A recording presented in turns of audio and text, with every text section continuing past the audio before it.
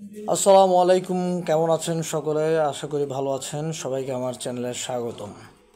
তো আজকে আলোচনা করব তামাদি আইনের ধারা 12 সম্পর্কে। শিখব আমরা ধারা 12। তো ধারা 12তে বলা হয়েছে যে আপিলের অনুমতি দরখাস্ত এবং রায় পুনর্নিরীক্ষণের দরখাস্তের ক্ষেত্রে নির্ধারিত তামাদির মেয়াদ গণনা করতে হয়। রায় ঘোষণার দিন এবং ডিগ্রি, আদেশ বা প্রার্থনা বা দণ্ডাদেশ সম্পর্কে আপিল বা রিভিউ প্রার্থনা করা হবে, তার নকল পেতে যে সময় ব্যয় হবে তা বাদ যাবে।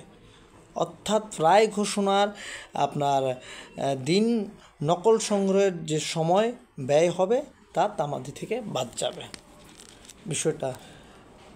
এবং আপিল দরখাস্তের ক্ষেত্রে যেদিন থেকে উক্ত মেয়াদ গণনা শুরু হবে ওই দিন বাদ যাবে। ডিগ্রি, আপিল বা পুনঃপরীক্ষণের দরখাস্তর ক্ষেত্রে নির্ধারিত তামাদির মেয়াদ গণনা করতে হয়। উক্ত ডিগ্রি যে রায়ের উপর প্রতিষ্ঠিত, সেই রায়ের নকল পেতে যে সময়টা যাবে তা বাদ যাবে।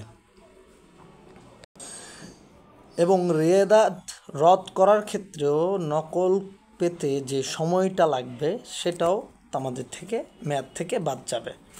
তো আজকে আমরা ধারা 12 সম্পর্কে জানলাম। আগামীতে আমরা বাকি ধারাগুলো সম্পর্কে আলোচনা করব। যেহেতু আজকে ধারা 12 বিস্তর আলোচনা, তাই একটি ধারায় আলোচনা করলাম। আসসালামু আলাইকুম।